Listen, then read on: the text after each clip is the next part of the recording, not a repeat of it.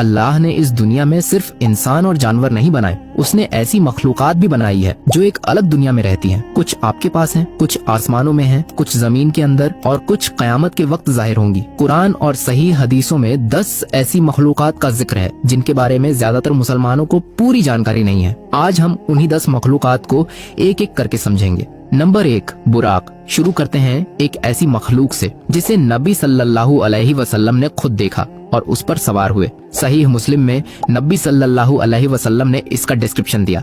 सफेद रंग का एक जानवर, गधे से बड़ा, खच्चर से छोटा, लेकिन जो चीज इसे नॉर्मल से अलग बनाती है वो है इसका एक कदम। बुराक का एक कदम उतनी दूरी तय करता है जितनी दूर तक आंख देख सके, यानी एक स्टेप में पूरा विजिबल होराइजन। उलेमा बताते हैं कि बुराक आसमानों में एक खास जगह पर है। ये इस दुनिया का जानवर नहीं है, ये एक अलग डायमेंशन से ताल्लुक रखता है और नबी सल्लल्लाहु अलैहि वसल्लम ने इसकी स्पीड एक्सपीरियंस की उस रात जब नबी मक्का से बैतुल मकदिस और फिर आसमानों तक गए।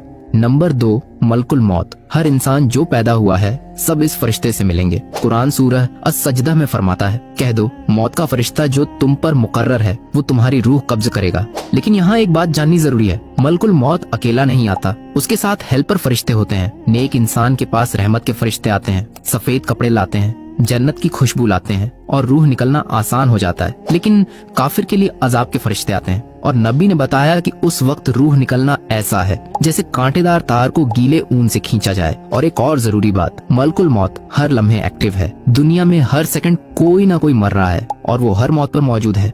नंबर 3, अबाबील। ये मखलूक कुरान में सिर्फ एक बार आई, लेकिन जो काम इन्होंने किया वो इतिहास में कभी नहीं भुलाया जा सकता। सूरह अल-फील, हाथी वाले साल की कहानी। अब्रहा एक ताकतवर बादशाह था, उसके पास हाथियों की फौज थी, उसका मकसद था काबे को ढाना। कोई इंसानी ताकत उसे रोक नहीं सकती थी, तो अल्लाह ने छोटी छोटी चिड़ियां भेजी। कुरान कहता है अल्लाह ने उन पर झुंड दर झुंड पक्षी भेजे जो उन पर पकी हुई मिट्टी के पत्थर बरसा रहे थे और उसने उन्हें चबाए हुए भूसे की तरह कर दिया। हर चिड़िया 3 पत्थर लेकर आई, एक चोंच में, एक दोनों पंजों में। दुनिया की सबसे बड़ी फौज हाथियों के साथ छोटी छोटी चिड़ियों ने तबाह कर दी।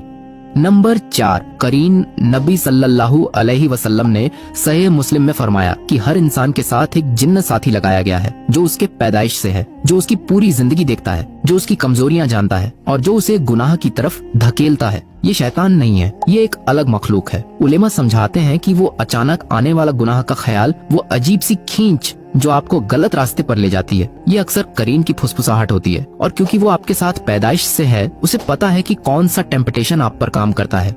नंबर 5, जिब्रील अलैहिस्सलाम। सही बुखारी में नबी ने बताया जिब्रील के 600 पर हैं और एक पर का साइज पूरा होराइजन ढक लेता है। पहली बार जब नबी सल्लल्लाहु अलैहि वसल्लम ने जिब्रील अलैहिस्सलाम को उनके असली रूप में देखा तो नबी सल्लल्लाहु अलैहि वसल्लम बेहोश हो गए। उलेमा बताते हैं कि जब लूत अलैहिस्सलाम की कौम पर अजाब आया तो जिब्रील अलैहिस्सलाम ने अपने पर की नोक से 4 शहर उठाए, उन्हें इतना ऊपर ले गए कि आसमान के फरिश्तों ने नीचे से कुत्तों के भौंकने और मुर्गों के बांग देने की आवाज सुनी और फिर उन्हें उलटा करके जमीन पर गिरा दिया।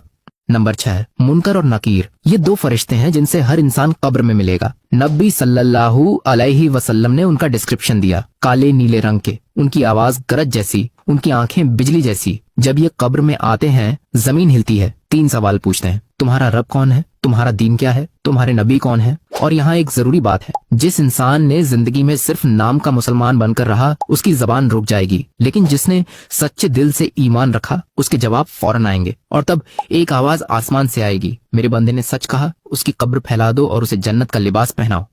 नंबर 7, दाब्बतुल अर्ज। कुरान सूरह अन-नमल में फरमाता है और जब बात पूरी होने का वक्त आएगा हम उनके लिए जमीन से एक जानवर निकालेंगे जो उनसे बात करेगा। ये मखलूक जमीन से निकलेगी और वो काम करेगी जो कोई जानवर आज तक नहीं कर सका, इंसानों से बात करेगी। उलेमा बताते हैं कि दाब्बतुल अर्ज के पास 2 चीजें होंगी, मूसा अलैहिस्सलाम की लाठी और सुलेमान अलैहिस्सलाम की अंगूठी। इनसे वो लोगों पर निशान लगाएगी। मोमिन के चेहरे पर लाठी से नूर का निशान, काफिर के चेहरे पर अंगूठी से अंधेरे का निशान।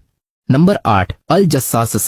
ये वाली मखलूक सहीह मुस्लिम की एक हदीस में है। एक सहाबी समंदर के रास्ते सफर पर थे, एक जजीरे पर पहुंचे, वहाँ उन्हें एक अजीब मखलूक मिली। इतने घने बाल थे कि पता नहीं चलता था उसका आगे कहाँ है और पीछे कहाँ। और वो बोली, उसने कहा, उस शख्स के पास जाओ जो यहाँ मौजूद है और उसे खबर दो। इसका काम है दुनिया की खबरें जमा करना और दज्जाल तक पहुँचाना। दज्जाल जो एक जजीरे पर कैद है और अपने वक्त का इंतजार कर रहा है।